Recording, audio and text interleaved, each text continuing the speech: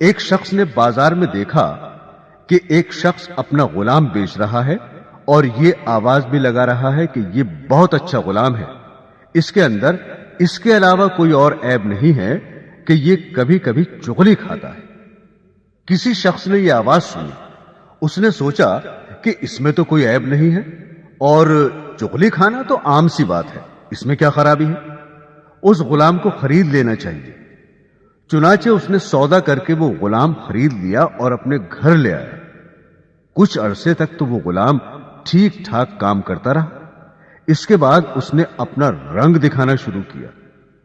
چونکہ چغل خوری کے اندر وہ ماہر تھا، اس لیے اس نے چغل خوری کے اندر اپنا کرتب دکھلایا اور سب سے پہلے وہ اپنی مالکہ کے پاس گیا اور اس سے جا کر کہا کہ آپ کے شوہر جو میرے آقا ہیں وہ کسی اور عورت سے تعلق رکھتے ہیں اور اس کے پاس آتے جاتے ہیں، اور عنقریب وہ آپ کو چھوڑ کر اس سے شادی کر لیں گے، اور میں آپ کی خیر خواہی کے لیے بتا رہا ہوں، کسی اور کو مت بتانا۔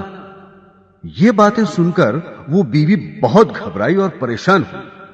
پھر خود غلام ہی نے اس کی پریشانی کا علاج بتایا کہ مجھے ایک ترکیب آتی ہے، تم اس پر عمل کر لو۔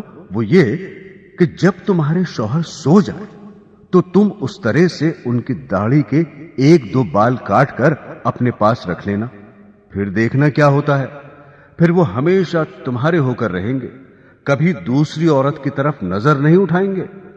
عورت نے جواب دیا کہ یہ کیا مشکل کام ہے، یہ تو میں آج ہی کر لوں گی، خدا نہ خواستہ کل کو کچھ اور ہو گیا تو کیا ہوگا۔ اب وہ غلام آقا کے پاس آیا اور اس سے کہا کہ تمہاری بیوی کے دوسرے مردوں سے ناجائز تعلقات ہیں اور عنقریب وہ آپ کو خیر بات کہنے والی ہے، اور اس نے یہ تہیہ کر لیا ہے کہ وہ آج رات آپ کو اس طرح سے ذبح کرے گی۔ اگر آپ کو میری بات کا یقین نہ ہو تو آپ جھوٹ موٹ سو کر دیکھنا، اور گلا نہ کٹ جائے تو مجھے بتانا۔ چنانچہ وہ آقا جا کر جھوٹ موٹ سو گیا، اور ادھر بیوی اس انتظار میں تھی کہ کب ان کی آنکھ لگے تو میں اپنا کام کروں۔ میاں کو نیند کہاں آتی، اس لیے اس نے مصنوعی خراٹے لینا شروع کر دیے۔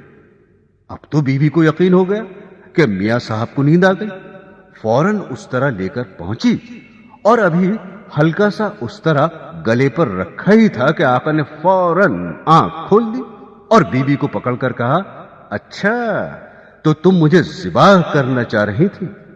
غصہ تو پہلے ہی آ رہا تھا، اس آقا نے اس طرح سے بیوی کو ذبح کر دیا۔